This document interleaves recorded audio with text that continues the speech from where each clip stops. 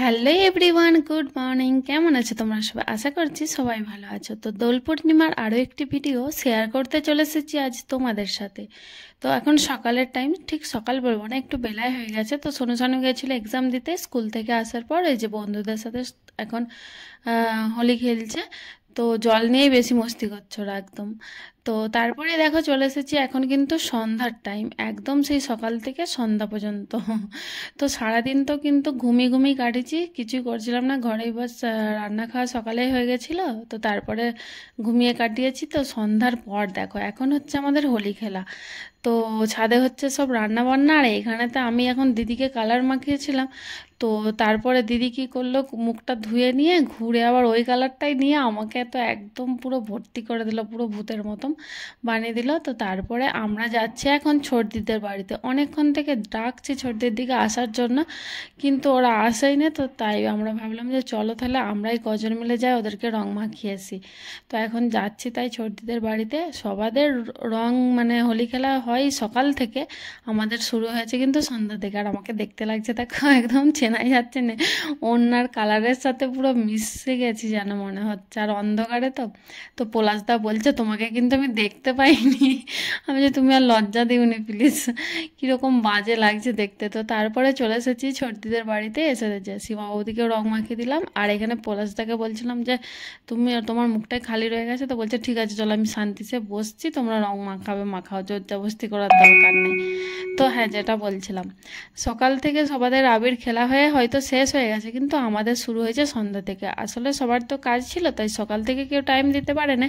কিন্তু মানে হোলির দিন বা যে কোনো ওকেশনে বা আমাদের চাই যে যার ফ্যামিলিকে টাইম দিতে। তো সেটা হয়তো একটু দেরি করে হলেও যে যার ফ্যামিলিকে ঠিক টাইমটা দেয়। তো পলাশদারেও কিন্তু প্রতি বছর হোলি টাইমে আসে, বা যে কোনো হোলি বলো বা পুজোর টাইম বলো, ঠিক দেরি করে হলেও কিন্তু আসে। তো দুপুরের টাইমে একবার ফোন করেছিল যে আমরা যাব, আমরাও ভেবেছিলাম হয়তো দুপুরের টাইমে আসবে, চলো ঠিক আছে, কিন্তু আসলো সেই একদম সন্ধ্যা করে। তো যাই হোক, এই সন্ধ্যা থেকেই আমাদের নাই শুরু হলো হোলিটা। তো বাকি টাইমটা আমরা কিভাবে কি কাটাই চলো সেটা তোমাদের সাথে শেয়ার করবো অবশ্যই।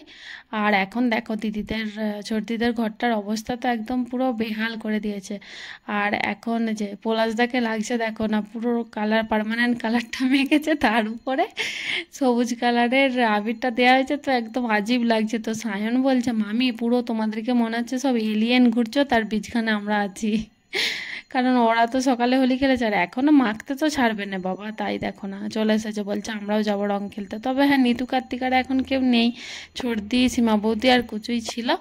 তো এই যে একটা আবিরকেই মানে আবিরের সাথে রঙকে মিক্স করে দিয়েছে, তো ওইটা দিদি আমাকে বারবার শুধু মাখাচ্ছে, ওই জন্য বলছে নাও নাও মাখাও। তো পলাশদের হাতেও যে মানে রঙের ছোট্ট ডাব্বাটা ছিল, তো ওইটাই বলছিলাম যে দাও না, প্রকাশ দা এখানে বাকি রয়ে গেছে, সে চুপ করে বসে আছে, সে দিচ্ছিল না। তো সেইটা নিয়েই আমরা কাড়াকাড়ি করছিলাম। চলো এখন তারপরে যে যাবো এবার বাড়িতে। আর এই যে এইখানেতে প্রকাশ দাকেও একটু দিদি আবিরটাই মাখিয়ে দিল, কারণ রংটাকে পুরো আবিরের মধ্যে সব মিক্স করে দেয়া হয়েছে। আর ওইদিকে তো জামাইবাবু আর বিকাশ দা সোনুর পাপারে ওরা তো রান্না করছে, তো তাই ফোন করছে যে কোথায় রে তোরা, আয় জলদি। তো সেই জন্য আমরা সবাই বেরিয়ে পড়লাম। আর ছোটদির দিকে দিদি বললো যে তাড়াতাড়ি এসো এখানে ছাদেতে। তো চলে এসেছি দেখো, আসার পরে এখানে পূর্ণিমার চাঁদটা এত সুন্দর লাগছিল, তাই ভাবলাম জুম করে একটা ছবি তুলবো, কিন্তু কি বেকার লাগলো জুম করতে, তো দূর থেকেই কিন্তু বেশ ভালো লাগছিল। তো তারপরে যে সোনুর বাবা এখানটায় রান্না করছে, মাংসটা রান্না হয়ে এসছে। তো দিদি বলছে যে সমিত ভাই তুমি বাকি রয়ে গেছো, কিন্তু উঠে এসো। তো সে বলছে না, এখন রান্না করছি, মাংসের মধ্যে কালার পড়ে যাবে, তো আমি পরে রং মাখবো। তো শুনেই নে, তাই বলছে না না তুমি উঠে এসো বলে, ওই জন্য যে টেনে নিয়ে যাচ্ছে। তো এইভাবেই কাটছে, বেশ সন্ধ্যা থেকে কিন্তু বেশ ভালো কাটছে। সারাদিনটা ভাবছিলাম তো যা আমাদের হোলিটা বোধহয় বেকার গেল, এইবারে আর কিছু মজা করা হলো না, কিন্তু সন্ধ্যা থেকে বেশ মজা করে কাটছে। তো যাই হোক, এরাও কিন্তু দোকানে যখন ছিল পলাশদা সোনুর ব্যাপারে সব রং খেলে নিয়েছে, কারণ মানে দোকানেও রান্নাবান্না হয়েছিল, তো ওইখানেও সবাই রং খেলেছে, তারপরে আসছে আর কি। তো যাই হোক, লেট করে হলেও এই যে টাইমটা দিয়েছে ফ্যামিলিকে, এইটাই অনেক। কাজের মধ্যেও থেকেও যে ফ্যামিলিকে টাইম দেয়, এটাই সব থেকে বড় কথা।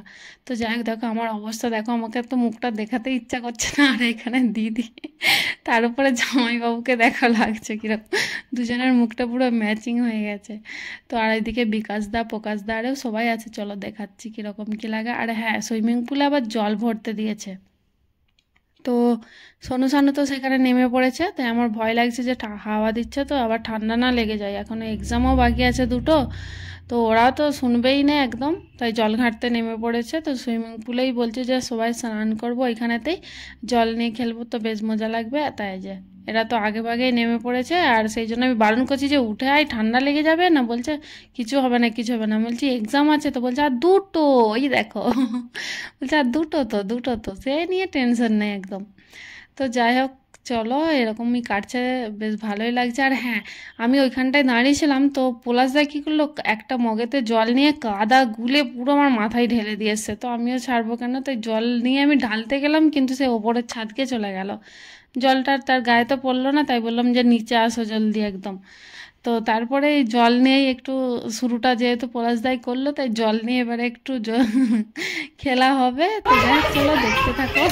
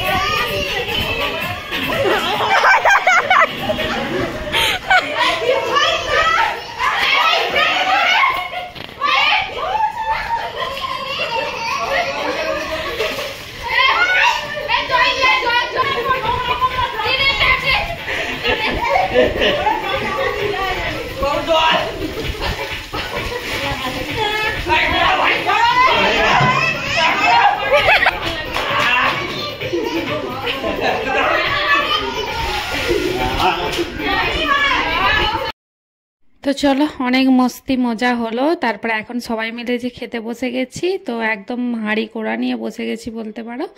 তো যাই হোক, মাংস ভাত মাছ ভাজা এই হচ্ছে আজকে রাতের মেনু। তো যাই হোক, চলো খাওয়া দাওয়া করে নিই।